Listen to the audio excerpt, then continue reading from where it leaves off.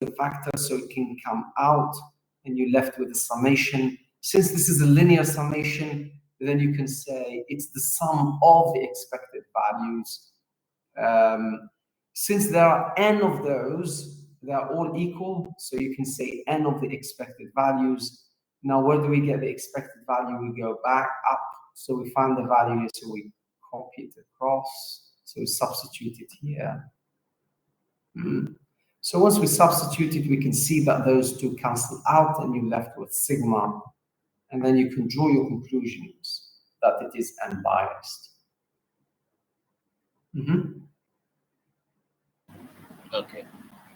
So if E of sigma hat is equal to sigma, that means it's unbiased. Yes. If you find it to be sigma plus something minus whatever, say for example you found sigma plus some random function f of yes, whatever, that means it's not biased. But it's not bad, by the way. There was a question not long ago. I mean, I didn't have time to do it with you in the class, but there was a question along what we asked is it was biased, but then we were asked. I asked them, can you find an unbiased? How do I say? Can you find an unbiased estimator? By the way, what most people would do, imagine we find, just give me a second, I need to plug my laptop because it's about to run out of charge. Just give me a second.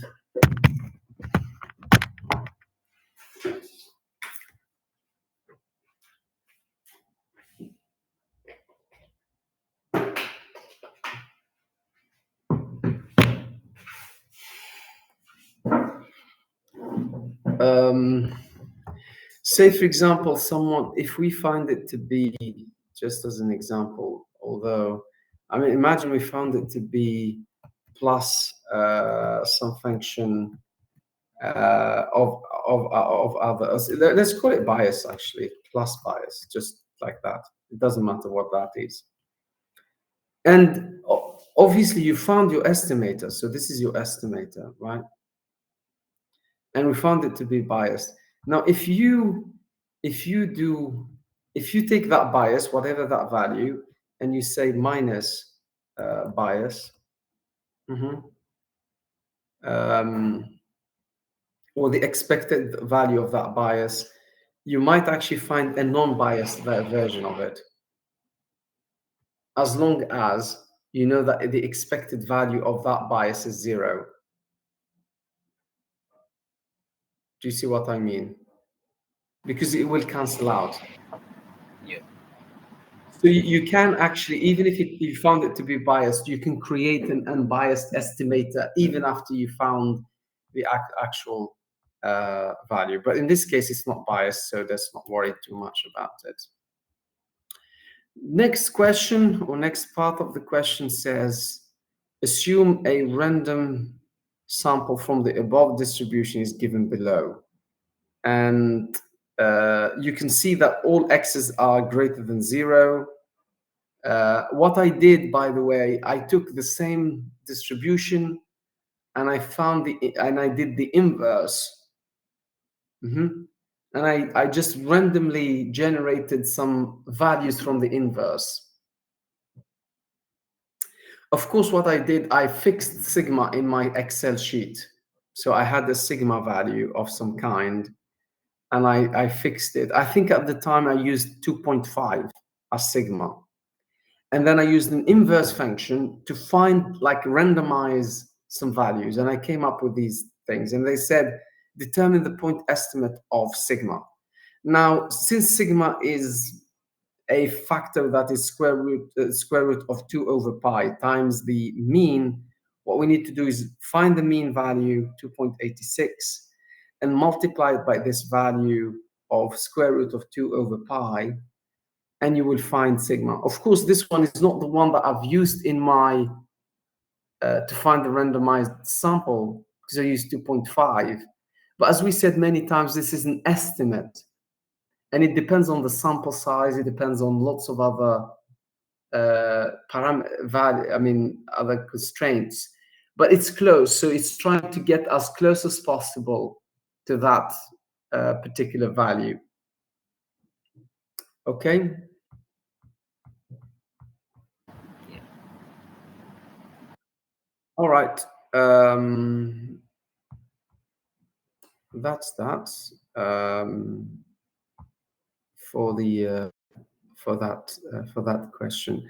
Now, is there any questions, gentlemen, that you would like me? I mean, other than the estimate, any other questions that you would like me to go through, or shall we go back to carry on with the? So hold on. Good morning. Can I ask you to upload the revision? Yes, yes, yes, Ahmed. Ahmed, listen, the last 5 questions, so hopefully you can see what I'm scoring, those 5. So hopefully, yeah, you can see that on the shared screen. The last 5 from what? Hold on. From 19, no, is it 19? Yeah, 19. From 19 all the way to what? To 23. From 19 to 23, those questions have solutions. They have solutions because this is last term exam, final exam. This is my last term final exam. So I've got actually the solutions included. The rest of the questions, you just have to work it out themselves because I collected them from different places, but they are very similar in nature. If you need, obviously we've gone through them in lectures and revision classes. If you're not sure how to solve them, you can always go back to me, ask some classmates, use any search tools on the internet to be able to find solutions. Be careful when you use the internet and other tools because sometimes they come up with wrong answers. I've tried them, by the way, they don't always work. Actually, most of the time they don't work. But be careful. What's good about them, though, is that they usually the method is right, usually, but then they don't always give you the right answer. Okay, but if you understand at least the method that they are proposing, then you should be able to use them. But you can always check with me, just in case you're not sure or you think the answer is not right. Okay, right.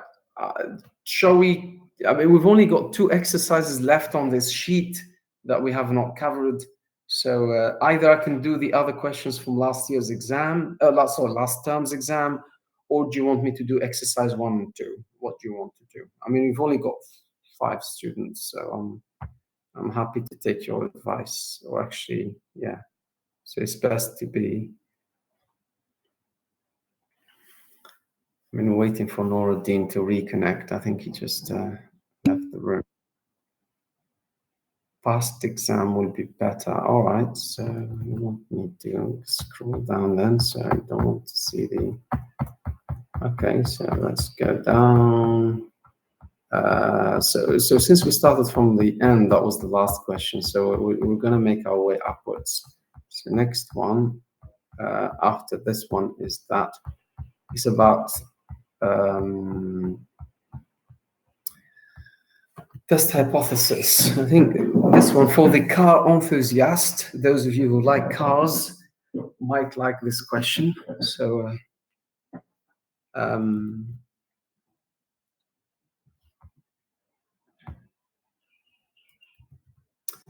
now there is this company. I mean, I don't know what the name of the company was.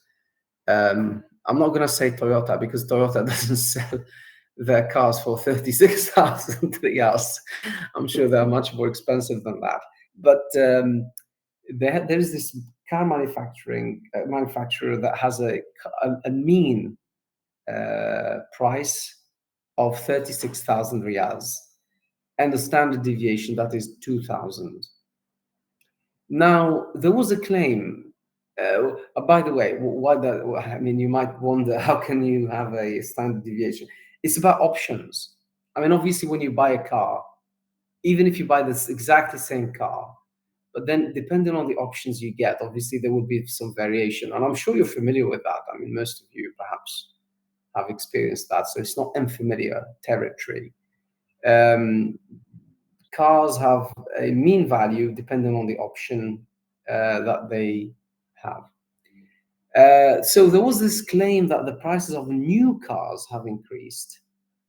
Maybe the habits, the buying habits of customers have changed, and they have made a. I mean, by the way, this is I changed. I was typing this question.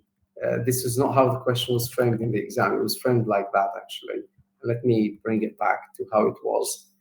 So the mean price of crisis of it was 36, and the standard deviation 2000. Now there was a claim that those new cars have increased. The price has increased.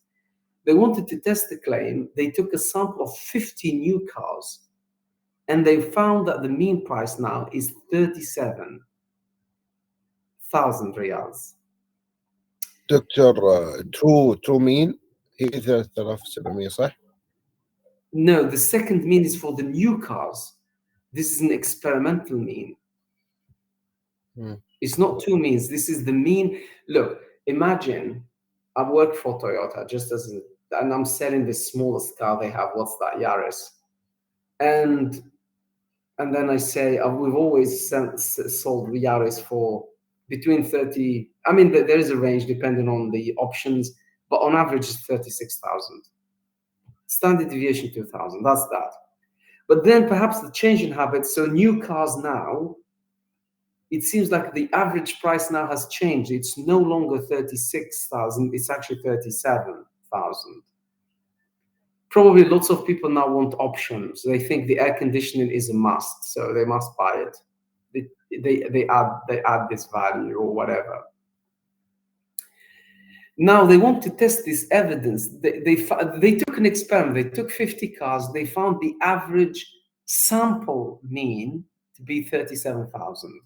But then they want to test this evidence to say, is there sufficient evidence that the prices have increased at 1% significance level? Now, what they mean is that if we do 37,000, if we find it to be 37,000, is it really a rare event to assume that actually the prices have increased? That's what the question is about. Here, we didn't give you the acceptance range per se. We have given you a degree of belief. So they really, really want to make sure that the prices have increased. So they set themselves only 1% that this experimental sample mean will be 37%. So they want to test this hypothesis. A question of this kind, you have 7 steps. And it's about framing the hypothesis, gentlemen. We have 7 steps. Those 7 steps are on the slides. This is an example. The parameter of interest is the true mean of car prices. You set your null hypothesis and the alternative hypothesis. If you can do those 2 steps, number 2 and number 3, I think you're, I would say, about third or quarter of the way. Because if you frame this incorrectly, gentlemen, you're not going to get the right answer. I mean, for example, you shouldn't do it 2-sided. That's one. You should not do less than. It must be greater than, because they are testing if it has exceeded 36,000. Doctor, for the third step, why is it not mean is equal to 37,000? Because in the question, they said it changed, became 37,000 mean price. They want to check if it became. So is it, why it's not equal to 37? It is not equal to 37 because 37 is the experimental result. Remember, you test the hypothesis tests the population parameter.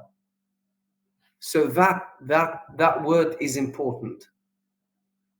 دكتور بسك سؤال، Hmm.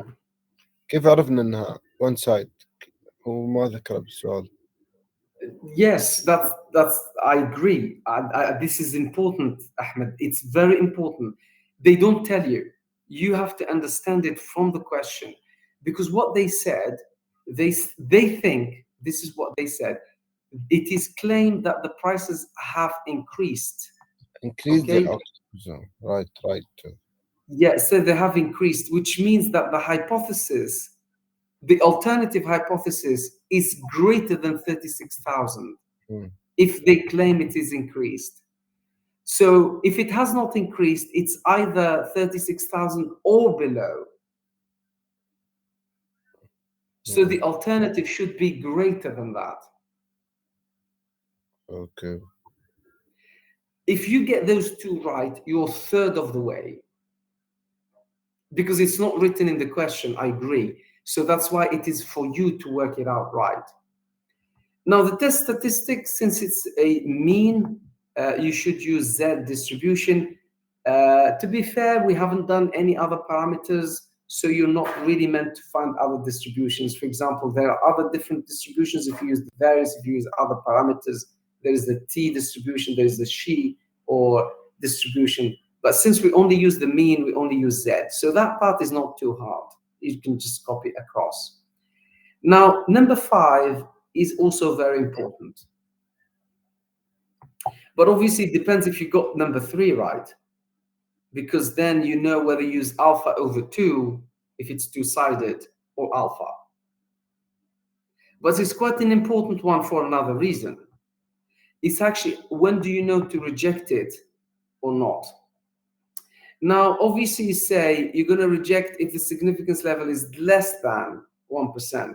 In other words, you're going to calculate number 4. Now, so you set number 4. Number 6 calculates number 4. But what number 5 says, if that calculation number 6 is less than the 0.01, we reject it. Now, for you to understand that, what you're saying is that for me to say that the prices have increased, the sample, the test statistic has to be less than 1%.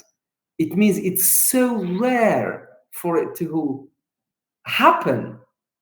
The probability for it to happen is so rare, less than 1%. Then I can have that confidence that actually the prices have increased. Now, for you to calculate that, you would say Z alpha. You're going to do 0.01 since it's a one-sided, and you find it to be 2.33. دكتور No, زد ألفا نقص 1.01 من 1. no, alpha is 0.01. So you go to the table. Usually, Ahmed, here is either alpha or alpha over 2. I know بس دكتور لما تروح تشوف التيبل تروح عند البوزيتيف 0.01 تدور عليه. No, you would go for 99. No, you. In this case, what you do, yes, you go for 0.01. أنا اللي أعرفه. But in this case, it could be. Hold on. In this case, what you need to do is you need to find. You need to find 0.01, or actually the best thing to do is actually if you go and find 99, 0.99. But by the way, when I say you look for it, you don't look for it on the columns. You look for it inside the table. So it's the probability that is 0.01. Do you see what I mean? Yes, so it has to be 0.99.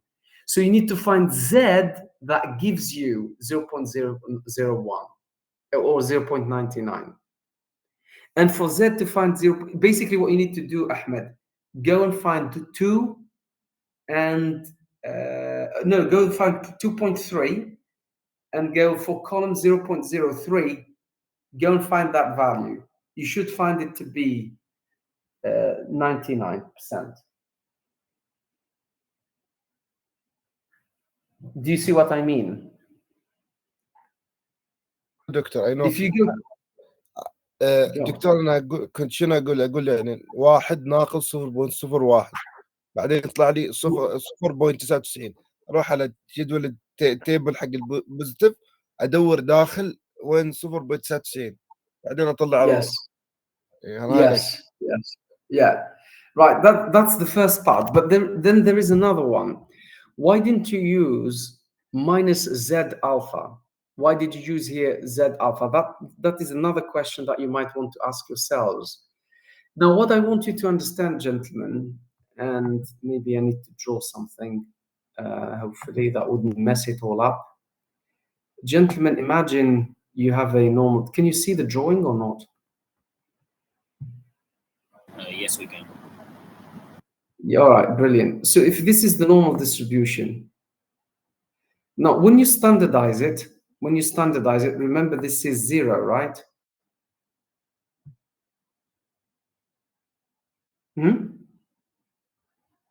Yeah, yeah, this 0 is actually the 36,000. That 0 represents the 36,000. Now, the reason why we used it as positive is because 37,000 is about here, which is 2 point. Sorry, I'm a bit slow because I'm using the mouse, so it's not, or the touchpad, not even the mouse. So that is 37,000. Hopefully, guys, you can read my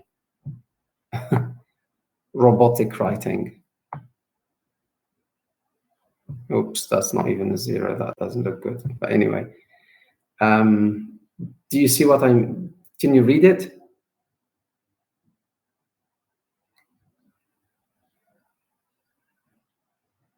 Can you read it or not? Yes. Okay, right. So, I mean, this one, Z alpha, could have been on the other side. But what we're trying to say is that Z alpha is 2.33. We took it to the positive side because we know that it has increased. So if it has increased, it has to be, where is it? Again, now draw. So it has to be here.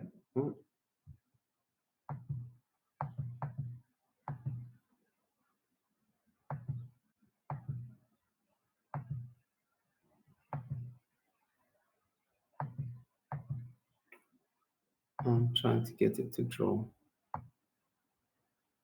So it has to be here. Yes, you have to be as after 2.33. Exactly, because this is where we say it's such a rare event. So that's basically anything above that has only 0.010%, 1% to occur. It's very rare. So if it has occurred, it means we are very likely that the actual prices have increased. Now, how do you determine whether it's actually minus Z or Z alpha? Depending on the question again. So it depends where you want to be on. You need to interpret the question again. I mean, sometimes if it is two-sided, you're going to have to draw two lines and say anything greater than 2.33 and anything less than 2.33. Both of these two, we would reject the hypothesis. Okay? But in this case, since it's only one-sided, so we've taken only one side. Now we go and do the calculation of test number 4. We do the calculation and we apply it. This is where the 37,000, whoever asked me, was it you, Mohammed, who asked me about 37,000? Why don't we use it? We are using it because we're going to say we found 37,000 as an experiment. But remember, the test hypothesis is about the population mean. So when we take that value using 200,000 as our standard deviation with a sample of 50 cars, we found it to be 303.53. Now you have two ways to conclude. You have two ways. So either you can say 353 is somewhere here. That is 3.53. Either you say 3.53 is greater than 2.33, which means 37,000 is very rare to happen, which means you're going to reject the hypothesis. You have a strong evidence based on your stats, based on your sample, that it is very rare. The other option you can do, which is the one in number 5, this is what's stated in number 5. What you're saying is that you're saying that Z is greater than Z0, which means you can do the probability of 1 minus the probability that Z is less than Z0. You're trying to calculate this side and you take 1 minus that. Basically, it's the same thing. You're trying to find this probability. If you go and do this probability, gentlemen, you find it to be 0.0002. But this time, you're not going to say greater than, like we said here. Actually, you say it's less than 0.01 because you want to know that the probability is less than your threshold, your degree of belief of 1%. So there is actually 0.02% for it to happen. It's much less than 1% that you thought. It's very rare. So it's even rarer than what you said it's rare in your case. That's why, so either you use that value and you say it is less than 0.01 as it's stated on number 5, or you can say this is greater than 2.33, but you have to be careful which side of the curve you are, because if you had minus sign, you have to prove that it is smaller than minus 2.33, if you see what I mean. If you had it on the other side, if the question was decreased rather than increased, you have to do it the other side, and you have to observe that it is less than that for you to reject. So you have to be careful here about how you phrase your conclusions. But in any way, as long as you phrase it correctly, the right conclusion, or whatever way you've done it, is that there is a strong evidence to support that the claim of that the average cars has indeed exceeded 36,000 reals. Any questions, gentlemen, before we move on? I mean, we didn't try only to answer the question, but also we gave it some variations. So in case, obviously, it depends how the hypothesis is framed. You need to be able to do all the different ones. Now, if you could just let me know on the chat if that made sense to you, if you want to ask more questions.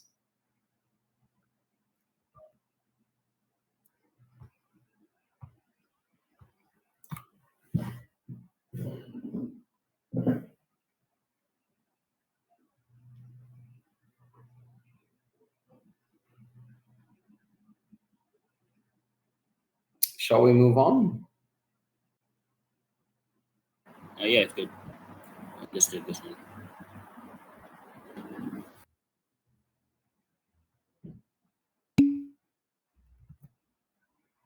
Okay.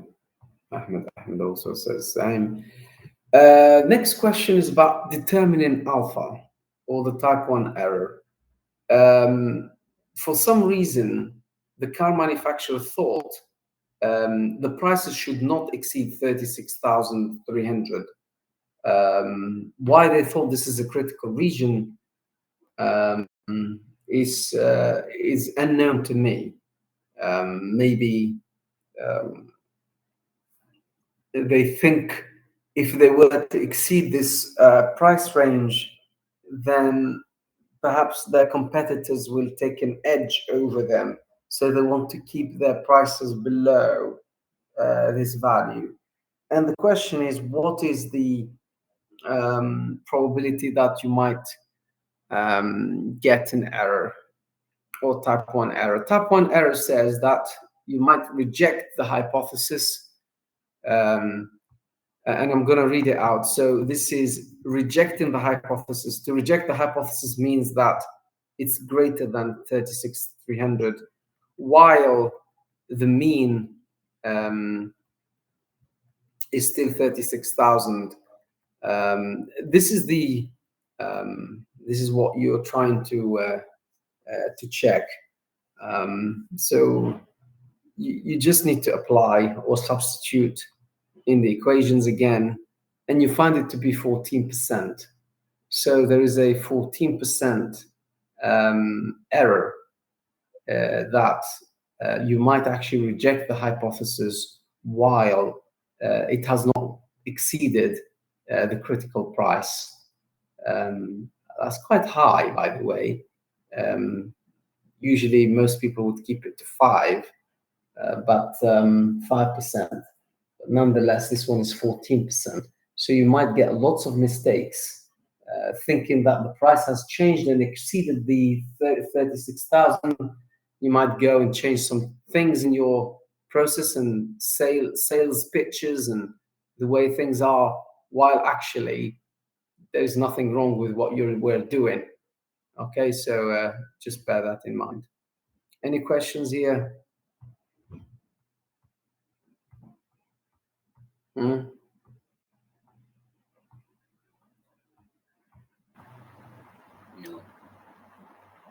Now the next one, I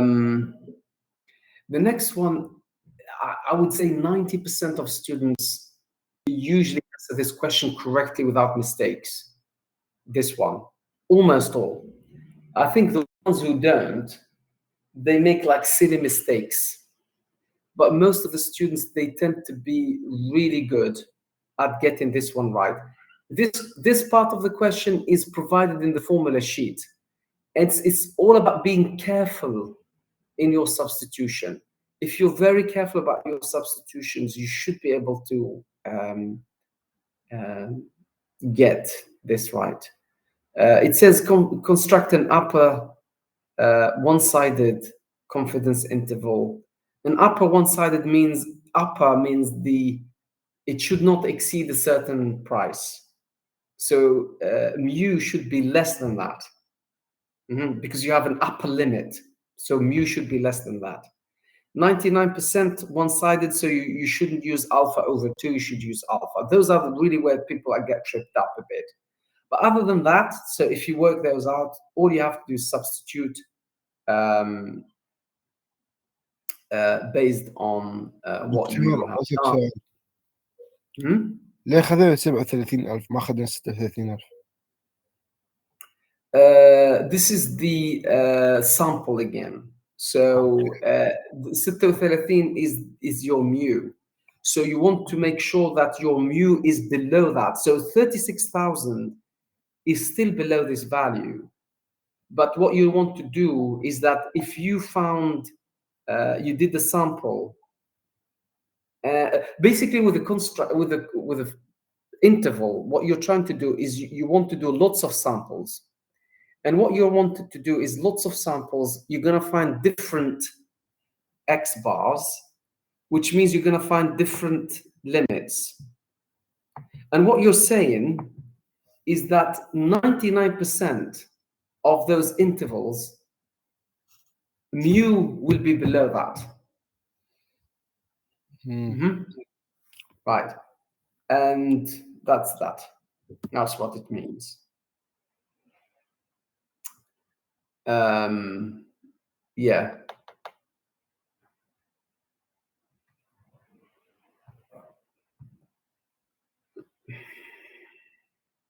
Next one is type 2 error.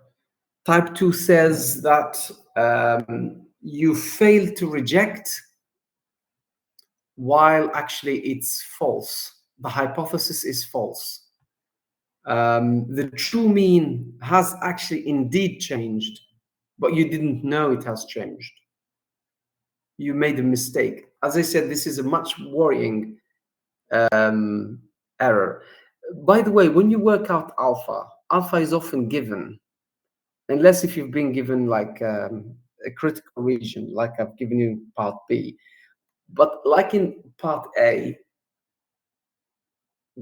alpha is given. It's a degree of belief. So you say, I want it to be 1% rare event. So it's your degree of belief. B, on the other hand, depends on the sample size. Because the bigger the sample size, the less mistakes you're going to make. That's why sometimes if you have you want to create a powerful test and you want to have a specific power, say for example 90% or whatever, you can do the inverse and find the n value or the sample size that can give you a beta error that you want. Or if the sample size is given, like in this case 50, you can calculate how much error you can do. Now, as I said to you, this is much more concerning to people than the alpha.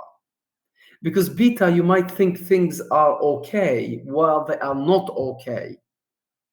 So it gives you the false sense that things are good. Okay?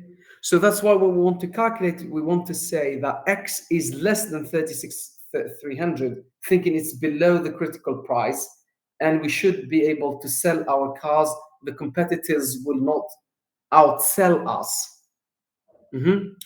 Actually, while our mean has really changed, okay, so then we can find the beta value to be 14%. Again, دكتور 36 300 جبناها من فوق الايرور حق التايب 1. Yes, because it says that's the critical price. They don't want to exceed that price. So if they don't want to exceed that price, it means they have to be less than that price. That's the maximum. They don't want to, because obviously, if say, for example, another competitor sells at a different price, but they know if they go beyond that price, then their sales will drop. For them to feel that they have, I mean, for you to mistake, what happens, or you have this false sense, as I said, the beta error, you're going to assume that the sample is less than 36,300, while actually the mean has changed to 36,600. There is a 14% chance you can make that mistake. And it might affect your sales. Usually, most people would want to reduce beta as much as possible. But if they want to be more confident, all they have to do is take a bigger sample to be able to measure that or make less mistakes in beta. Final part, it says, in response to significant increase in road travel, the car manufacturer has decided to increase the prices of its cars in two ways. Yeah, I mean, perhaps people have decided to travel by road more often than not. So they decide instead of traveling by train, buses, and so on, they would want to buy cars. So they've decided to increase their price either by increasing each car by 3,600 or by increasing the price by 10%. Now, this is two different ways of increasing prices, by the way. They are not the same. And they said, determine the mean and standard deviation of each scheme and explain its impact. Now, with that part, you have two things. again, you have to interpret, you have to understand how you can, how those statements mean in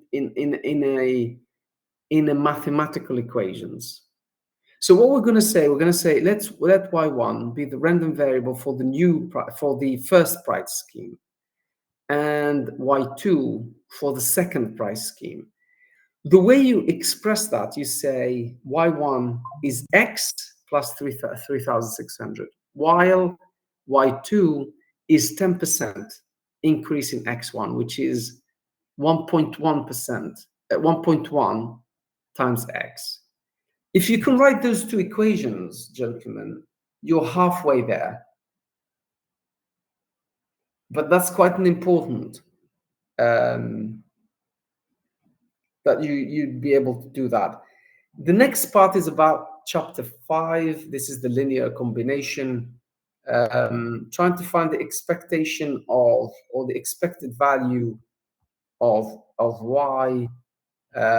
It's equal to the expected value of x times 3,600. Expected value of x is 36,000. You substitute that to get 39,600. And if you had a multiplier, it becomes 1.1 times 36,000, and that is the same price. In other words, the means have not changed, whether they would increase the price by 3,600 or by 10%. It doesn't matter. Now, when you look at the variance, remember the standard deviation of x was 2,000. So the variance of x is 4 million. So that's 2,000 square. Now, if you do the variance of y, it's equal to the variance of x, and usually the constants, as we said in the linear combination, they vanish. In the case of the second scheme, you square every factor, so it becomes 1.1 squared times the variance of x. Now, the standard deviations are basically just the square root, and what you notice is that the second scheme has more variability than the first scheme. I mean, the way it's going to look like is that one of them would look like that, while the other one would look like that. So they will have both exactly the same mean. Well, it's not aligned, but I mean, cut me a slack, gentlemen, so I'm not. So both of them will have the same mean, but their standard deviation, this one will have more variability than the other. Does that make sense? So is the color graph the E of y1? I mean, the variance of y1. This one. Yeah, I should have used different colors, shouldn't I? Yeah. Yeah, this one is y1. Yes, this is y1. Okay. And this is y2. Yeah. I think I need to remove those drawings, otherwise you would get confused. Because I need to share this with you, don't I? Did I leave I left the drawing here, didn't I? Let's remove it. Okay, that's exercise. So we've got about 10 minutes to do the next one. This is a joint probability distribution of two discrete random variables, and it's partly given in the following table. By the way, the student didn't get the red ones. I hope you understand. So A and B. So A takes the values of 1, 2, 0, 1, 2. B takes -1, -1, and 1. What the students didn't get, they got the marginals. Can you see those marginals? 1/2, 1/2, and 1/6, 2/3, and 1/6. What they didn't get is those values in red. And they was asked to complete the table. Now, with a question like that, you just have to use, this is my way. It's like filling up a Sudoku. I don't know. Do you know how to play Sudoku, guys, or not? Does anyone of you play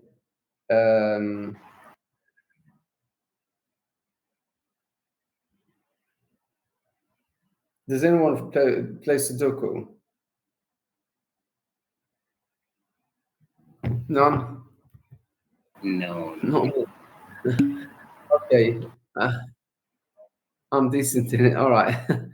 Okay, so it's a similar idea, really.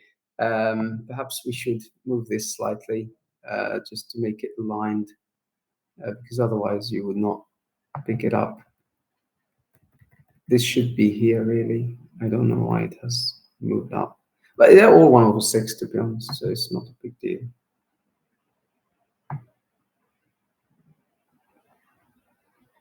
So it should have been here. Oh no, it's gonna be a mess.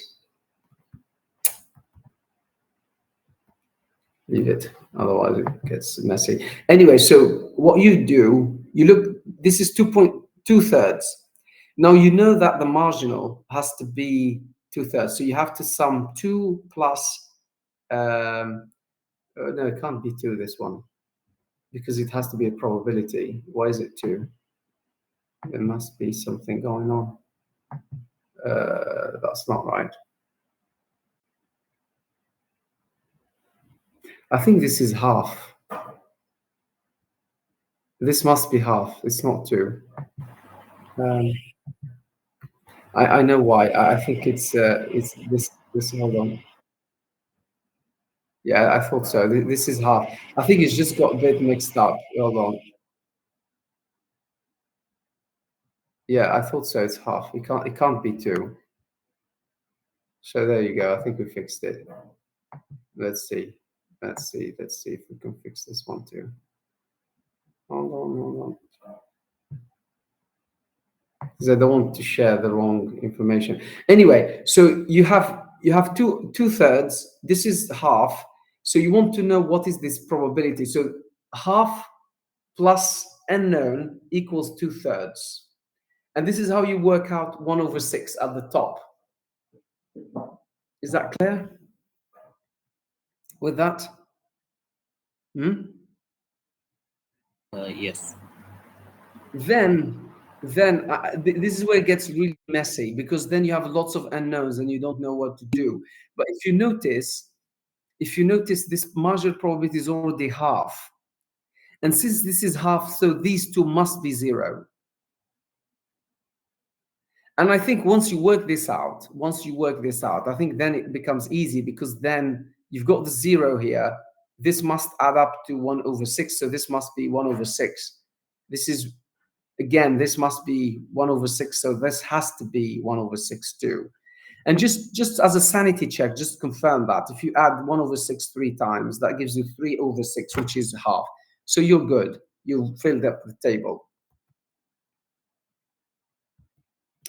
Right. Then it says, are X and Y independent? Justify your answer. Now, our case, what we ask usually the students to do is pick one of the joints and pick the marginals. Take the products of the marginals. Is it equal to the joint?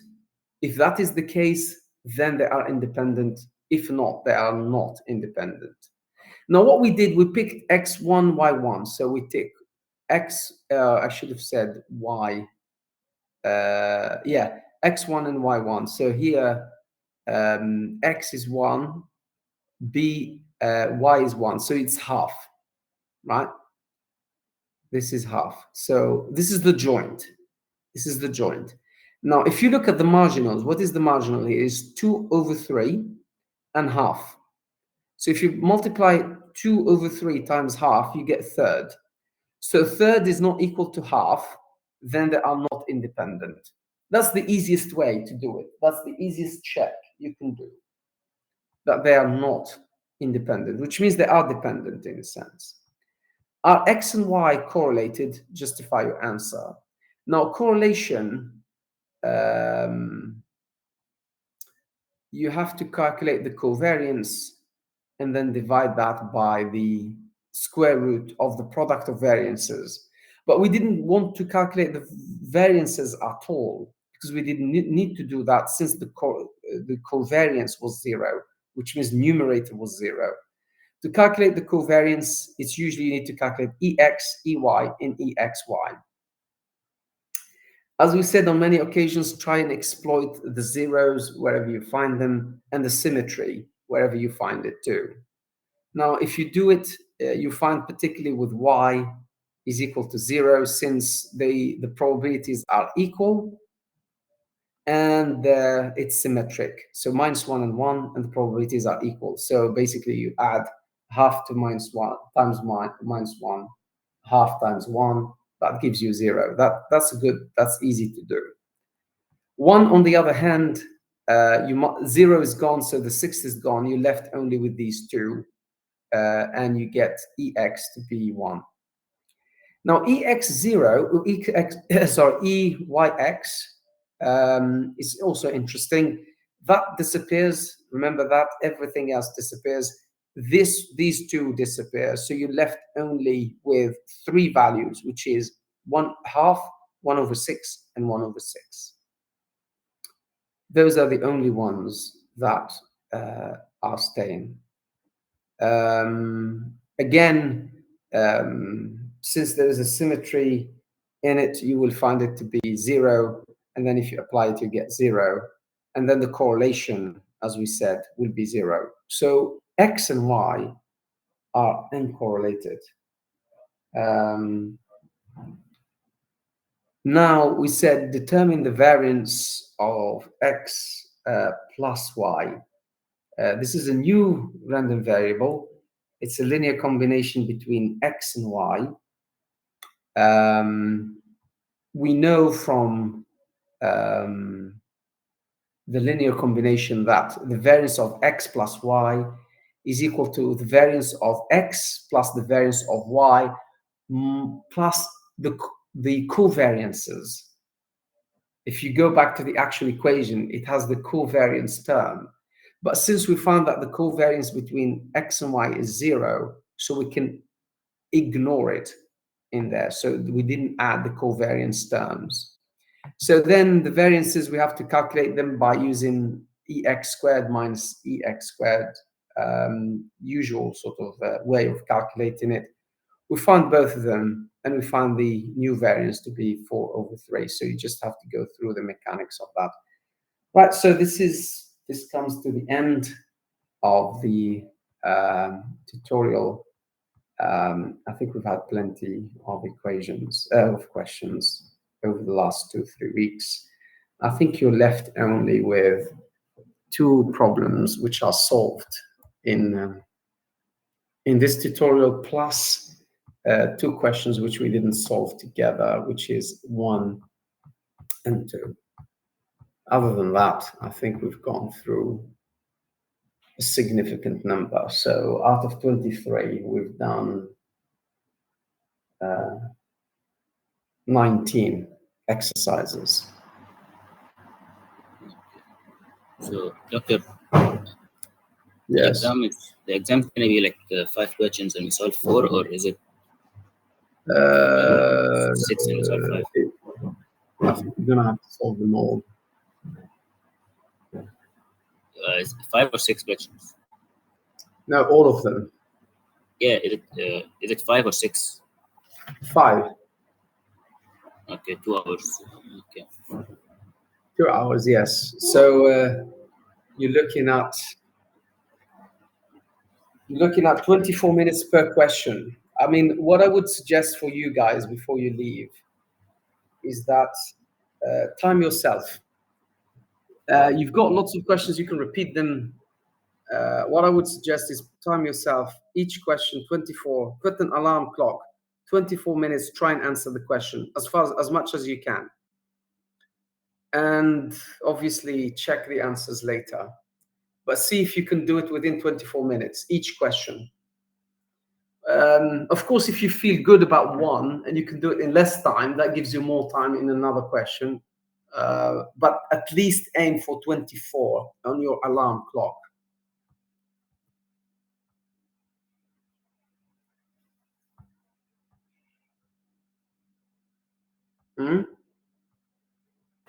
Okay, thank you. You are welcome. So I think what I'm going to do is upload it.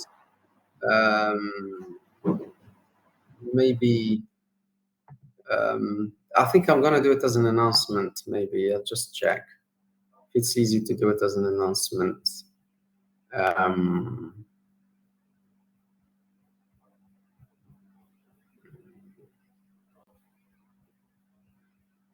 Shall I put it in? No. Right.